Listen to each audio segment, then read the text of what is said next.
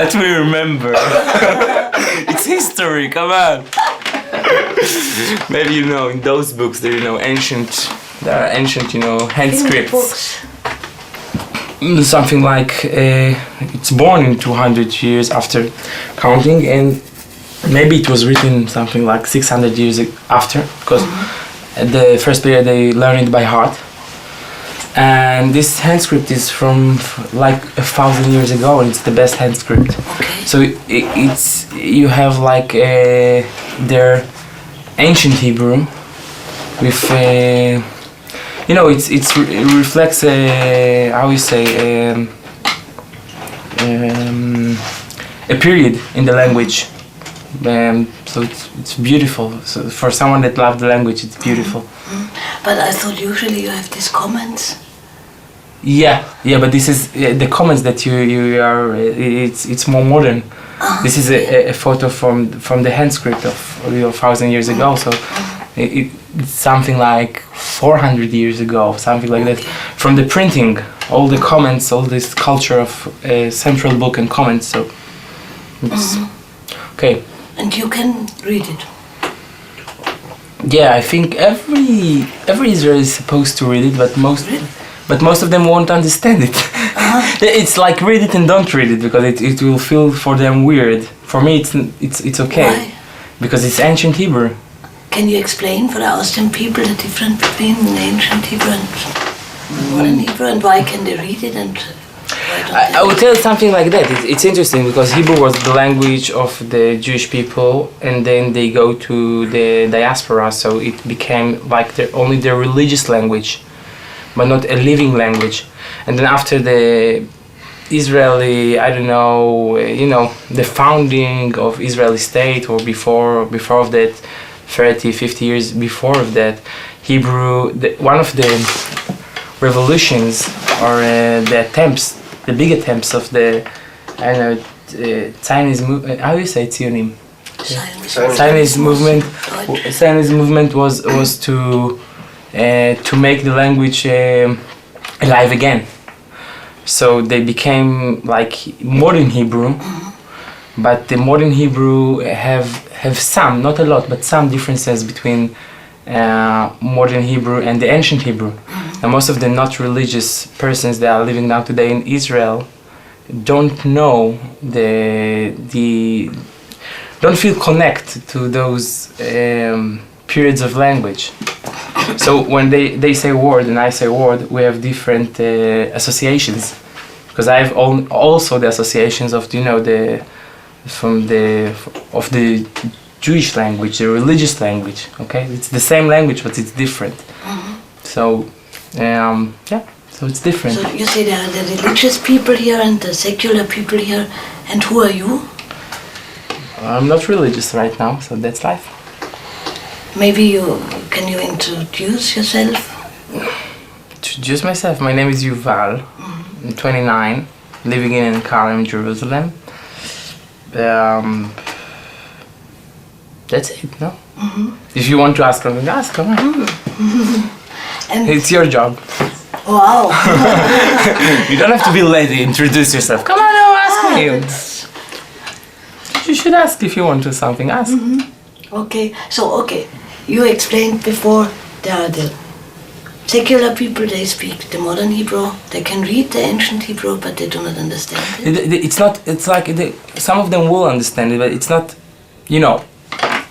first thing, every writer, poeter, good one in Israel that's writing in Hebrew knows very well the Bible, for example, or these periods of the language. You can't write, really high literature in Hebrew without knowing those periods. But if I'm talking like the average person in the street, so he will be uncomfortable with this Hebrew. He will understand some, not understand some. He won't feel comfortable, okay? Because my religious background, so I'm feeling comfortable. So I think it's a good. Your religious background comes from your family? Yeah, but my family was religious, but not a strong religious family. And then I became more religious, and then I became not religious.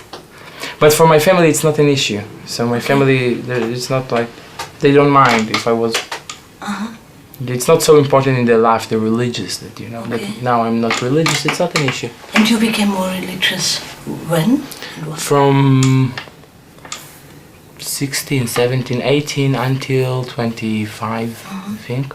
Why? Because I learned in religious schools. It's not only religious, it was religious, and you know, I learned English, you know, science, etc. But anyway, I like it very much, the religious studies. So I felt attracted to that. Maybe you should explain for the Austrian people what does it mean, religious studies in the Jewish. Well, it depends. Well, I don't know. It's too. Try it. No, it's because your question is like you know, it's too. Or what does it mean for you? It's not too much specific. You can say that from some period in the Judaism culture, the learning of the Judaism law became one of the most basic important principle of the religious. So in some time there was like a transformation, and the most important thing was to learn more even, and sometimes more to do it. Just to learn about it. It became like an intellectual religious. So in the religious institutions in Israel, people are dedicated all their day for learning, not for doing. The learning is like, so it's like that. And you can have also in the university, but in university it's in, like I'm writing now my PhD, so it's something else. In the university it became from like, you know, from a not religious point, not a believer point. And what do you learn? It depends, because you know there have been written books from Bible. You know, the Bible is not considered something that's really Jewish, because the Bible, you know, it's his atmosphere. It belongs to more than the Jewish culture. But after the Bible, from the Mishnah and go on until those days, there are, you know, books that are written. And the famous one is, I think, the Talmud, 500 years after counting. It's the most important book. It's not a book, it's like a, you know, it's like a, I don't know how you say it, a collection of books, okay? Something, that's it, they deal with that. And you have to read all of this? It's not to read. It's to learn. It's something else, because you are going to meet persons from 1,500 years ago. So it's an effort. You can't read. You know, if you talk to persons, you know, 200 years ago, it won't be so easy, you know, to have a real, you know, nice, easy conversation without an effort. So 1,500 years ago, so it's an effort to understand their minds, etc. And so you need to learn it more than and you have like discussions on that, etc. So you discuss, you speak with these persons, you have a dialogue with them. Supposed to be, you know, if you are modern, postmodern, etc. So you're meeting with, you know, all the bullshit, all the blah blah. You're meeting our culture, but you're meeting yourself inside, you know, whatever. It's really interesting, you know, if you have for me, all those things, I like very much literature. So if you see beauty in the words, it's make me satisfied, okay? I don't need to believe too much or not believe in the things that they are saying. Just sorry about my English, but just if it's beautiful of the literature of the words, I'm satisfied. So that's it. Was this the reason why you stopped being religious? That you noticed that you can have this without being a believer? I don't know. Or what I was don't the, think. Why did you? No, I think it's personal. My belief is personal, so I'm not divided why I'm religious, not religious. You know, it's my story of my life, but it's personal. I don't know. You didn't pay me enough to speak about that. No. 2 tickets. Just stop it. And were you born here in Jerusalem? No, really, I'm born here in Hadassah Hospital, so it's nearby. But around the corner. yeah, but my family was in Bnei Brak, and then after 5 years they went to Petach Tikva. It's all near Tel Aviv, in the. But I don't know why I'm born here, but I'm living here now. Probably my mother needs something especially from this hospital. So. And your family, where does your family come from? Or it depends. My father is born in Israel, and my mother born in Romania, and then she went to Israel when she was 14. So this is the origin of my. When was it? I think something like 62, 63. Why she? Because they lived in a small village in Romania and with some Jews, etc. And there was like the rich family of the small village. Or too much rich, but there was the rich. They support all the Jewish community, etc. And when the Jews from time to time went out from this area, my grandfather said that he don't want my mother and her brother, my uncle, to get married with not Jewish people. So that's the reason that they something like they went to Israel. They didn't have all the ability to take anything with them. So they came to Israel with total nothing, like one suitcase of clothes. That's it for 4-person family. That they have their private well, their cows, etc. It was very rich, something like 2 big kitchens, one for regular, one for Passover. It was like but that's life. I don't know. So. And then they started from nothing. Yeah, nothing. But at the end they had a nice life. They became average. Was this the law in Romania? Yeah, because it was a communist country, and Israel wasn't part of the communism. So at the beginning it was forbidden, and then if you have some money, it was like the interest of the country that you can live, but leave the money here. So that's it. They just remember that they didn't have even the right to take their the wedding ring. They didn't allow them to take. So it was, I don't know. For them, for my mother, it was a little bit traumatic, I think. To move from culture to culture, from move to a place that she was safe and rich to a place that she was poor, don't know the language, etc. But everything goes. And do I remember right that you have a part of your family in South America? Yeah. They have the father of my father.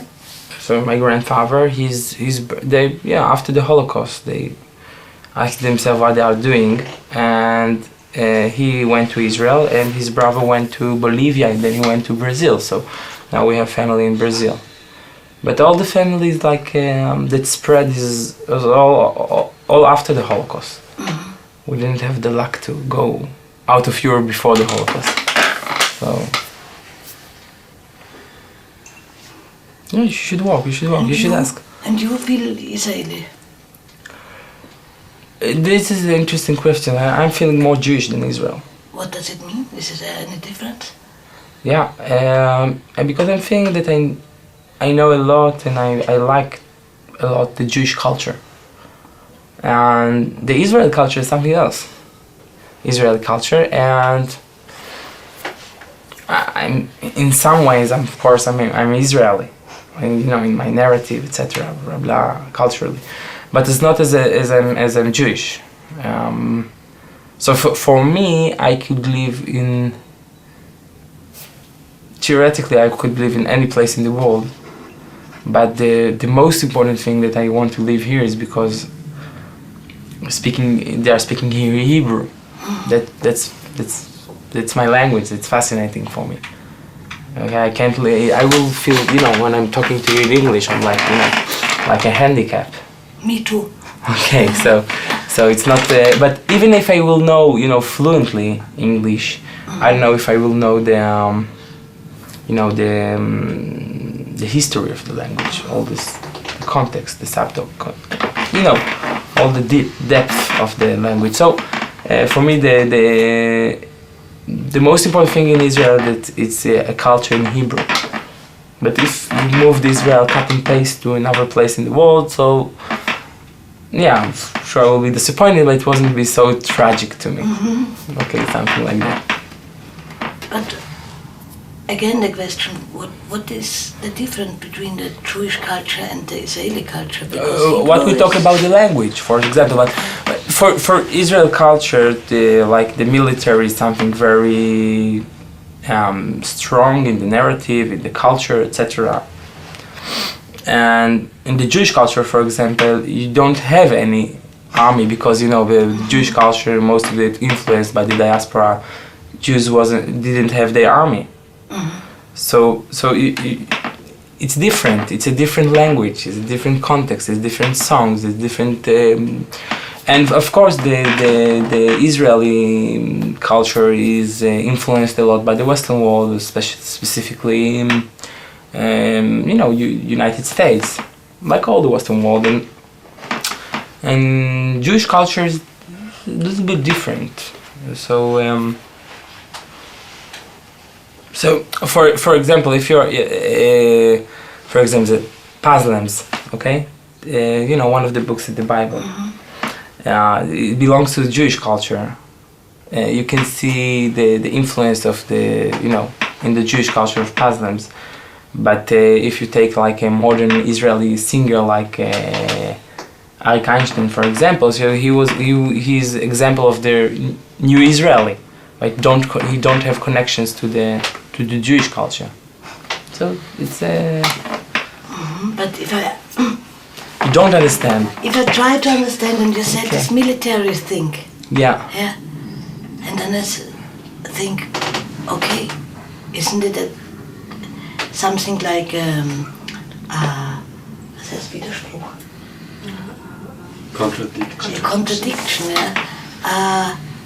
A Jewish state. Because a state has to have a military.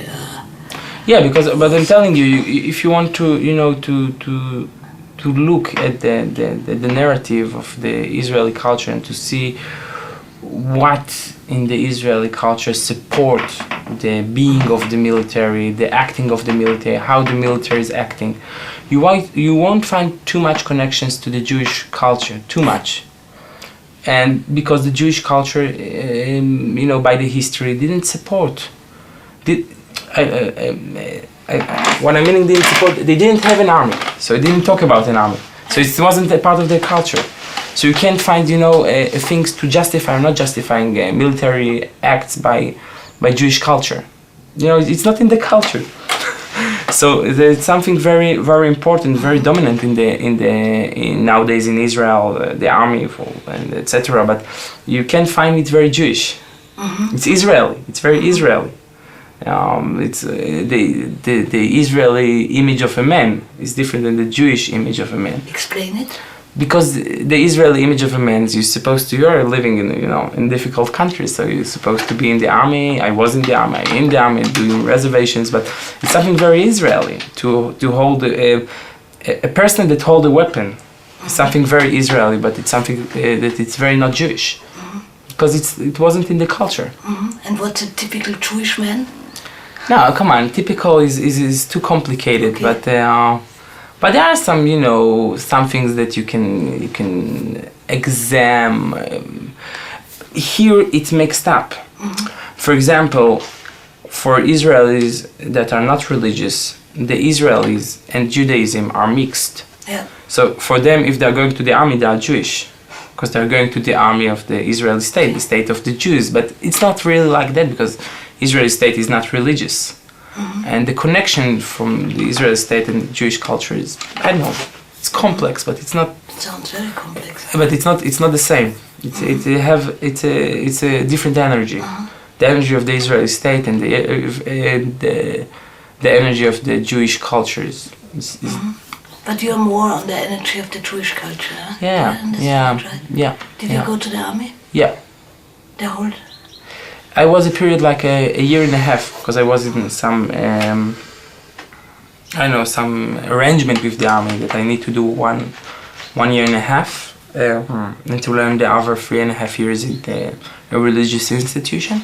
And I was a medic, a combat medic, and I was in Lebanon until 2 months that we went out of Lebanon. Okay.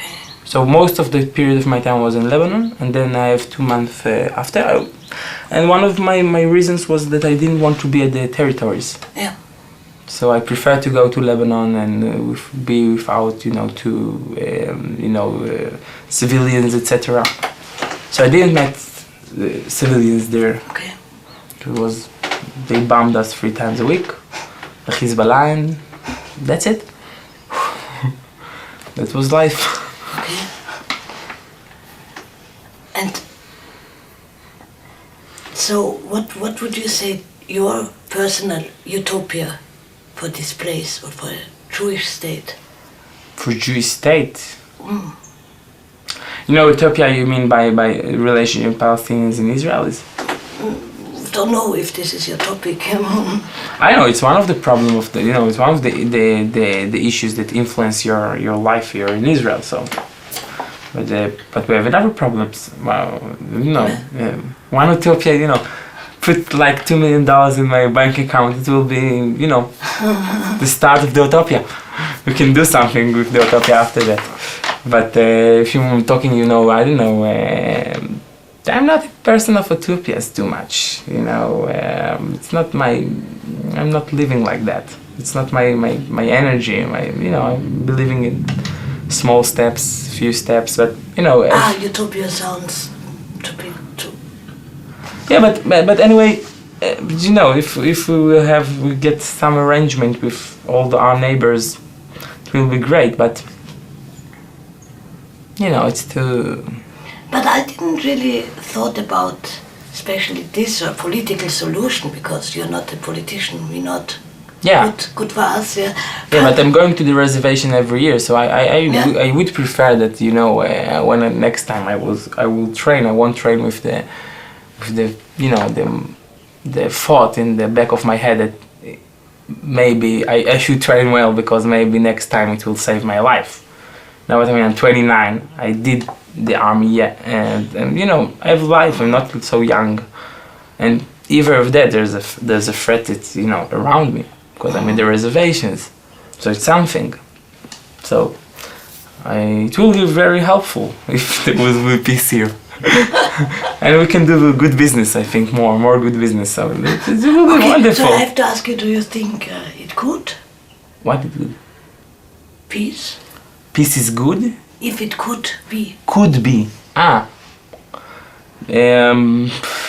Probably not in the short period. In the long period, who knows? It's supposed to be a process. So if smart people will do things to make the process possible, maybe we'll get a little bit better. Not more than that. But there's then also another influences, other forces. So like the Islam fanatics, not fanatics. So it's forces that it doesn't always, in the hands of Israeli people, and some of them are not in the hands of the Arab leadership. In the, it's big forces, big movements, all around movements. So I don't know. Utopia. A wine trip in Bordeaux. This is utopia. If you're asking me, no, because I like wine. So talk about your. So this is utopia, and to go to I don't want to leave Israel. If you will offer me half a year when I want to do it, just peaceful half a year, just to go to Bordeaux, I think, or maybe Bourgogne, but I think Bordeaux, and then just to be in a small village, just to taste the wines from. Half a year it will be. I won't board for half a year at least. But you will come back. Yeah, because they don't talk Hebrew there, but. It's a pity. It's a pity. Come on. You thought going to Berlin, huh? Serious, yeah, but to study there. Yes, but it just was because it was something because I thought about it because it was practical or something like that. But when I went to Berlin after a month, so I said to myself, no, don't do it. Don't do it. Right. Well, the parties was great in Berlin. It was a really cool place in some ways, but yeah, the people are shit, and I think there are also very anti-Semitism. There's a lot of anti-Semitism in Berlin. Yeah. You met it? Can you? Yeah. For example, I went to a football game in the Hertha Berlin against Dortmund. I think I thought something like that. So then after that, it was like the ultras, the big fans. So it was interesting to me to see, and so I went there. 250 people that are with Nazis. All the hands. How we say it with the hand. In Hebrew, we have a beautiful word for that, moal yad. It's like to be the Nazi with the head, like this, but the Hitlerkusen. So this is moal yad. This is a beautiful word, because it's yad, it's a hand, but moal is to be something like limol is like to steal from someone, but if you steal in your place of work, it's like to someone is trust you and you steal from him, something like that. So they actually make a new word for this. So it's called moal yad. But anyway, 250 people like that. So it's frightening. Yeah. And of course, when you're going to to the nice neighbors in in Berlin, when the S-Bahn U-Bahn is there and you get there, so everything here is but and also I had some talking with people from Berlin. Normal people, not normal people. No, just normal. And I saw their attitude for the Holocaust, and it was. What? How could you explain it? I don't know. Just there's a chapter in Family Guy that it's a cartoon satire for adults that they're doing like the tourist tour in Berlin, and with the red bus open, and then they're talking about all the years, and then for 19 to 35, he said nothing was happened. Like they just ignore it. So I met most of the people that I met in Berlin was like that. They was just ignore it. So some others was not, but most of them was just nothing was happened, something like that, So it was for me it was very disappointing. It's because you can see all the how you say Andata, I don't know, all the monuments, the big monuments, the beautiful one of like the graves, in the center of Berlin, etc. So everything is like, but if you talking for the normal people in Berlin, as the average, if I could speak about the average, I don't know, was I was disappointed with that, but I don't know. That's their life, that's their history, something like that. So it wasn't too convenient to me to go there for for a period. I can travel there, I don't have something against. I want there's the old generation, they won't step there, etc. It's not my style, but yeah, just like that. Never been in Vienna, so I need to go there and see how things are there. But yeah. Yeah, I don't know. I thought Berlin were different. That people had a more that they are used to deal with their history, because in Austria it's very new. They started later than in Germany to speak. I tell you, the thing in Berlin, just it's the places that you go. If you go to modern, you will tell the tourist. The place, the S-Bahn and U-Bahn are there, so it probably will be, you feel. Yeah. But when you go to you will see in the map of the S-Bahn and U-Bahn, there's a big, I think it's northwest, big place without any S-Bahn and U-Bahn, and when you go there by buses, then you see the big neighbors of from the communist side of Germany, and totally different graffitis, totally different. So I felt when I was there that it's a it's important part of their history, and they want to do with that something, and so it's part of I won't say it's in their cultural blood, okay? I won't say it's in their blood because I'm not so believe in genetics, but it's in the cultural blood. So it was okay. Done. Good. Maybe you good. Yeah. Maybe we do a little break, and afterwards only 5 minutes. 5 minutes? Add on to it. Okay. Thanks. About wine. Discuss. No, about wine I can talk, years. Hey, could you remove the plastic bag again? Because the plastic bag was not yeah, there. yeah. Wow. Yeah. That's So, not aesthetic at all.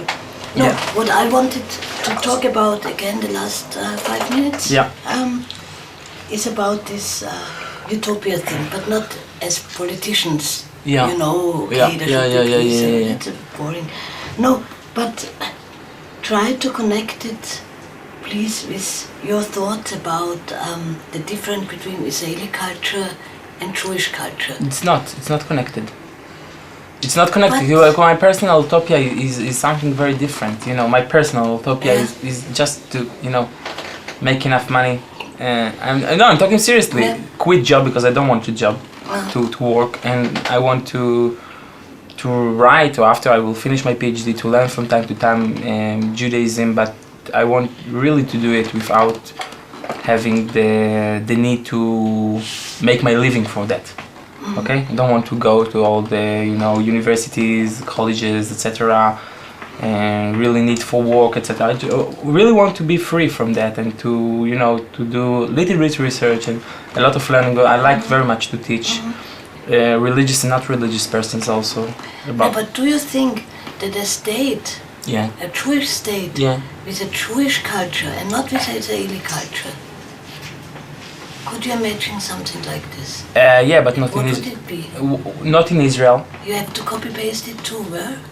We have to copy paste it first thing we can't now copy paste it. We should copy paste like the Jewish community in the US, for example, in like sides of New York. It's similar, more similar.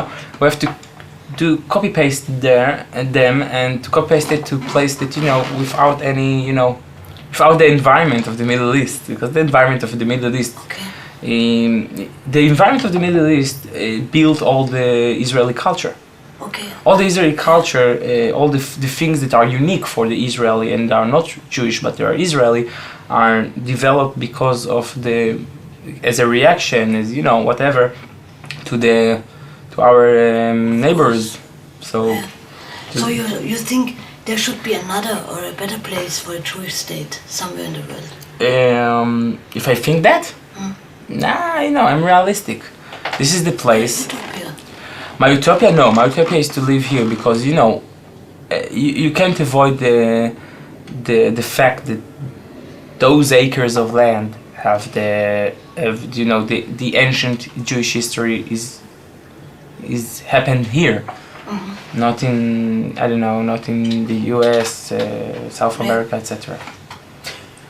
And do you think there would exist a Jewish culture without diaspora?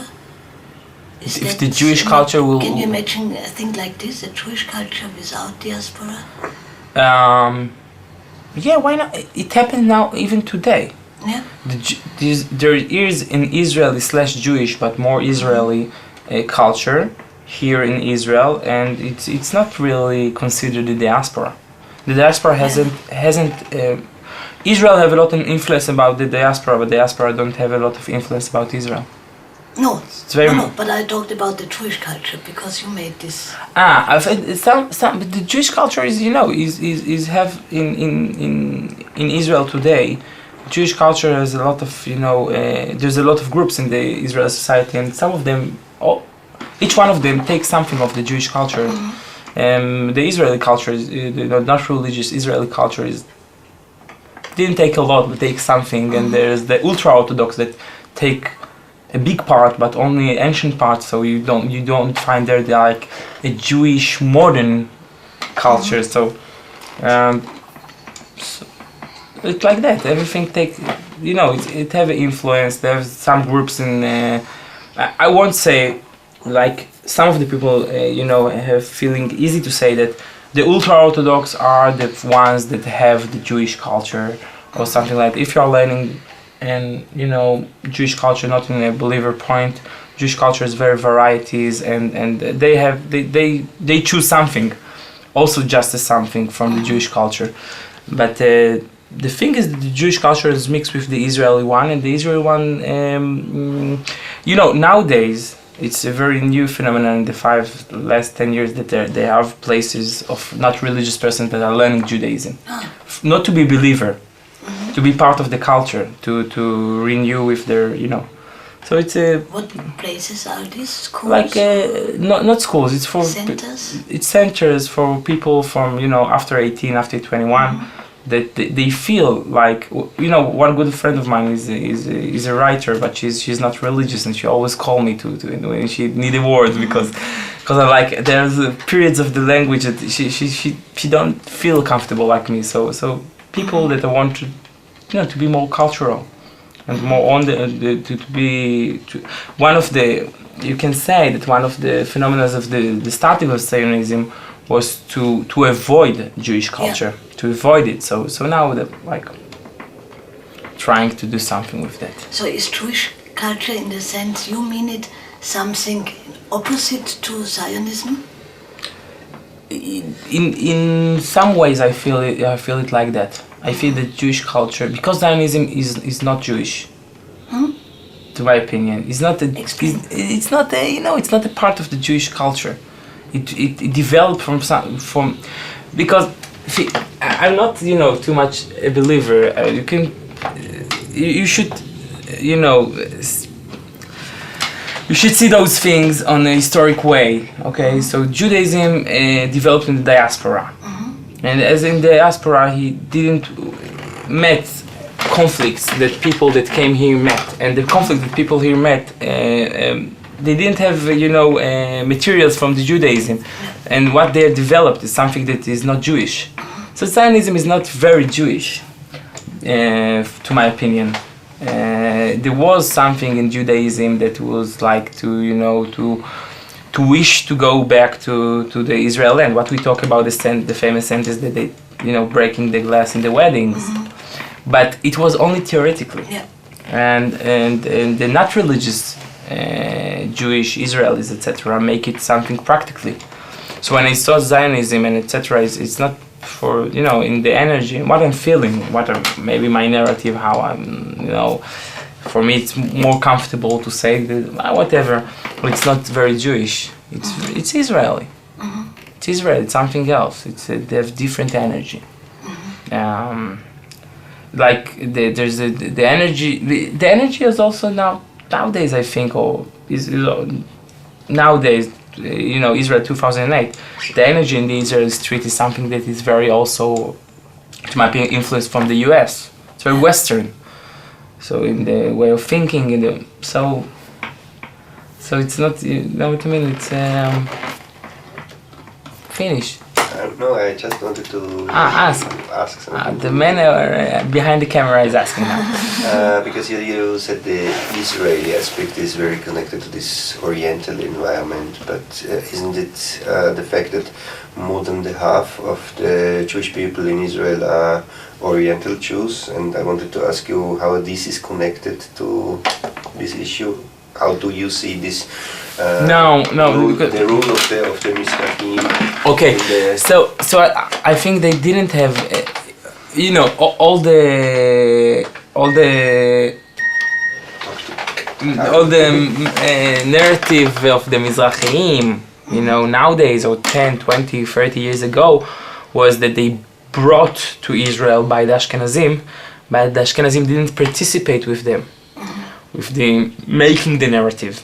They just swallowed them culturally. And now you have movements of pride in the Orientalism or whatever, the culture from Morocco, culture from Iraq, because in the 50s, in the 60s, it wasn't legitimate. So I think who designed the most of the design of the Israeli narrative is Ashkenazi. It is Ashkenazi, not religious. And you can, you have something like some of the, if you find left-wing Oriental intellectuals, Mizrahim, whatever how you say it, so they will say, some of them will say that also the conflicts between Israel and their neighbors is because they are from Europe, or persons from the European culture. But if the Mizrahim would speak with their neighbors that are in the same culture, it will be better. Even this is like the argument of left-wing Mizrahim intellectuals, etc. You can hear it from time to time, but even that most of the Mizrahim are more right-wing than left-wing. So I don't know. That's kind of bullshit. All these things. The Mizrahim influenced inside the Israeli culture. They are influenced, but they didn't design. What the influence now in the 60s and the 70s. They influence in the behavior of person to person. Because if you're talking to a person, it's not by one, but if you're talking to a person with Ashkenazi that came from Ashkenazi house, and you can talk to a person with that talked to a Sephardi house, and he was born and lived in a neighborhood that most of the people was Sephardim, etc. So you can find some differences. But nowadays, of course, it's it mixed up. There are more weddings of Ashkenazi and Sephardi together. So, but because I'm very, maybe you say to say that I'm very Jewish, you say also that I'm very Ashkenazi. Because I'm Jewish European in the culture. But now you talked about the society aspect of the Mizrahim in the Israeli society. Yeah. But my question also targeted the question of Judaism. The Oriental Judaism is because the way you describe Judaism is very European, Ashkenazi. For sure. That's really what I know, and it's a big. Also, you should know that in the last 40 years, all the Mizrahim that want to be there's a big conflict that the religious Mizrahim are having, because at the first period they didn't know what to do. All the religious people didn't know what to do with the Israel not religious. When they came to Israel, those religious, it was a shock for them. And what do you do?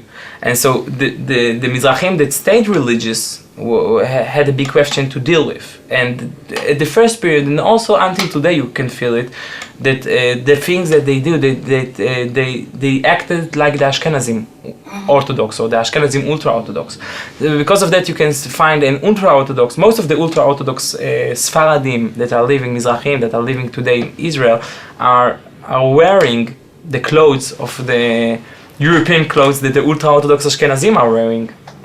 Okay, like the suit and the hat, etc. Because it's a thought not by me. I read it. No. Don't avoid it. It's a thought that you thought. Okay, come on. Say it. That Ashkenazim in Europe, they are Jews, but if they come here, they're Europeans. For the surrounding here. Yeah. They influence from the European culture. Of course. So they come here as everything is compared. I don't know. My father and my grandfather from the side of my mother, etc. I don't know. There's not so most of the Jews. It depends because it was in the not from Poland, from Romania. It's not it's not the Europe of culture and the opera in Vienna, etc. It's not those European, but they have their own their own habits, their own. But comparing to people that come from Morocco, etc. They had a really big gap. I think it's the gap from the Western world, okay? So if you take like persons from Poland and Romania 40 years ago, okay, they wasn't so Western there, but it was quite more. It was a big difference near to the Western world than people from Morocco, Iraq, etc. Now all is all I'm saying now is by generalism, because it depends in the place that you stayed. In Morocco it depends in say we know those shit, but if we're talking about general phenomena, you can say it like that. Did we give you the book from Joseph Roth?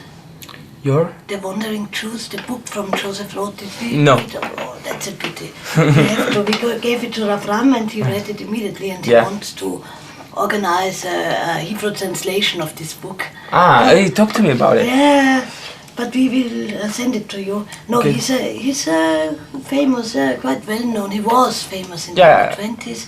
He wrote for newspapers, and he's famous for writing about monarchy time and so. But the best thing is this small booklet, Wandering Jews. It's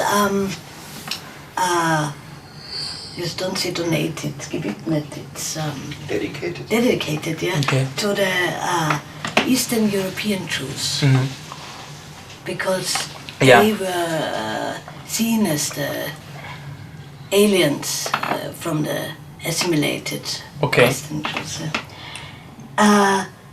And in this book is a small chapter, and he speaks about Zionism and coming here to the Middle East, to Palestine. And he says, well, the good thing in our Jewish culture, and he was a socialist, monarchist and socialist together, the good thing in our Jewish culture is that we, because of the diaspora, we have no military service, we have no king to give taxes, and we are not a normal nation. But if we go there and build a state, what will be? We will have military service, we will have to pay taxes, we will be a normal nation. What a big deal. That's good for nothing. So yeah, it's a good theory, but when you I think people are making their acts not by ideology. So it's not a thing that you can. It's a big discussion, to say if the Israeli state would be, and what would it be without the Holocaust.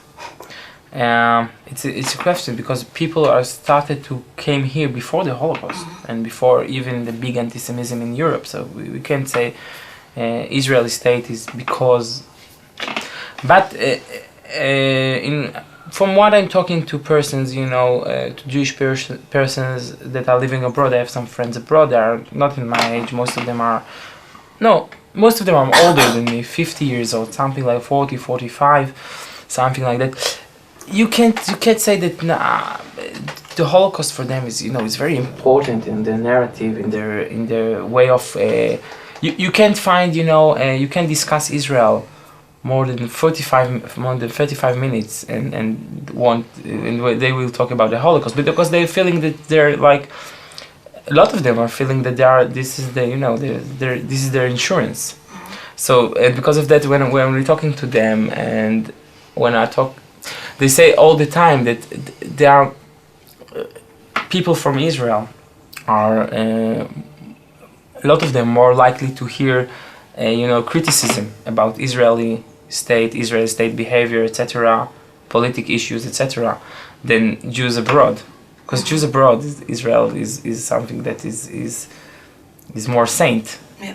Because it roll apart in their identity, it roll apart in the way they see the world and see the Jewish diaspora. So we can say maybe, to my opinion, that nowadays Jews in the diaspora are different than the Jews in the diaspora before Israeli state was built. Okay, you know what I mean? They have a different narrative now. It's a different question. It's interesting because they're asking, am I a Jew, and if I'm a Jew, what I'm doing to fulfill or to be connected to my Jewish heritage. So in before the Israeli state, you could say I'm a Jew, I'm going to the synagogue. But after you're a Jewish state, you can say I'm a Jew, I'm once in a year come to visit Israel. That's an answer for people. You know what I mean? So everything is changed.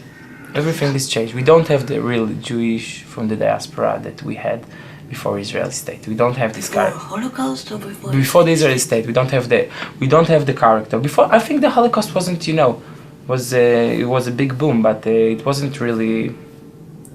It's quite cynical to say it, but it didn't learn us too many new things. It just was. It's not cynical. It's cynical the other way around. I think it's very important to say you learn nothing because of the Holocaust. No, we didn't learn nothing. We just learned because the efficiency of things will be different in the modern world. I think this is the only example of the Holocaust. Yeah. Only the efficiency, the amounts, the way of the massive things. Where you have trains, you have things, but really, I don't think it's something. And it's interesting because when I'm talking, I talk to my mother, and my mother is really. I'm living here in a place with French people, Catholic, etc. I'm meeting people. My mother is really, and never mind about the girls, etc. They're Jewish or less Jewish, but anyway, but my mother is really, she's hating not Jewish people. She's really hating not Jewish people, generally, just because until 14 she was in an environment that she couldn't walk in the street alone. She could walk only with her brother or her father, or the not Jewish people that walked at my father's house, but she couldn't walk alone. So she's like, so I'm always surprised. Why didn't she? Because there was anti-Semitism in this area. I learned a little bit what happened there in the Holocaust. It was, it was a place that the anti-Semitism wasn't only from the Germans, etc. It was in Romania.